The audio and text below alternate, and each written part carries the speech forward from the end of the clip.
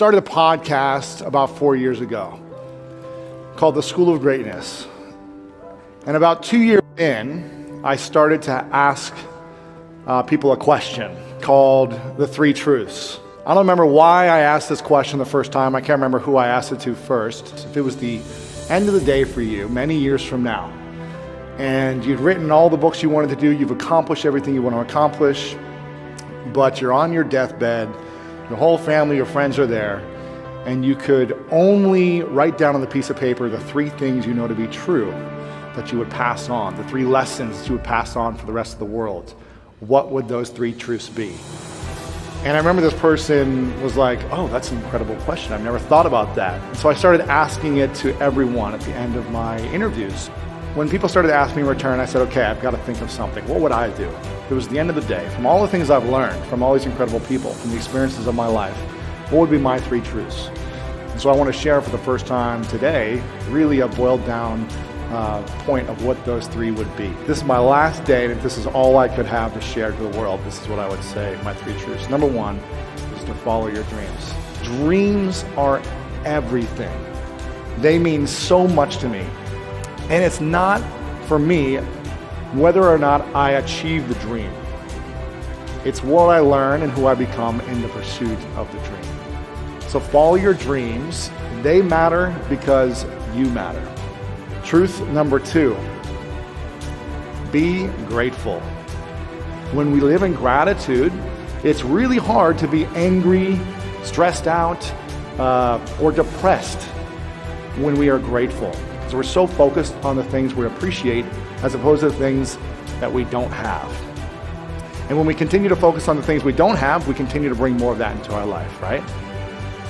So gratitude is huge, and I started incorporating, because I can be the most negative human being in the world if I want to be. I can go back to that place of just negativity. And so I started to incorporate gratitude in my daily habits. Every morning when I wake up, I either say it to my girlfriend or I write it down, what I'm most grateful for. Truth number three, and this is probably the most important for me, something I really didn't learn until about 4, 5, 6 years ago, is to live in service.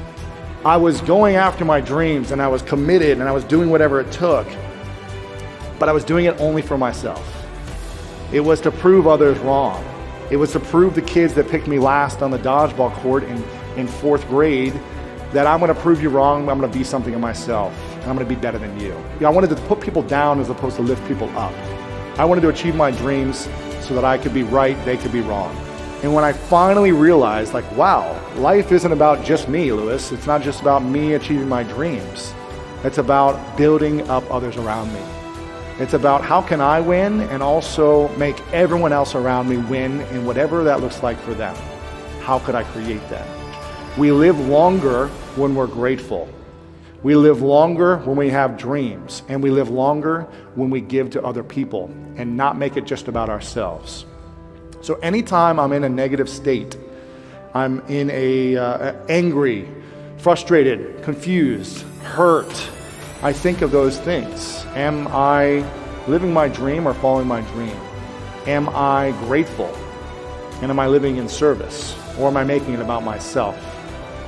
And I've heard a lot of truths over the last 2.5, 3, 4 years from the people I've interviewed on my show. And for me, that's what's true to me.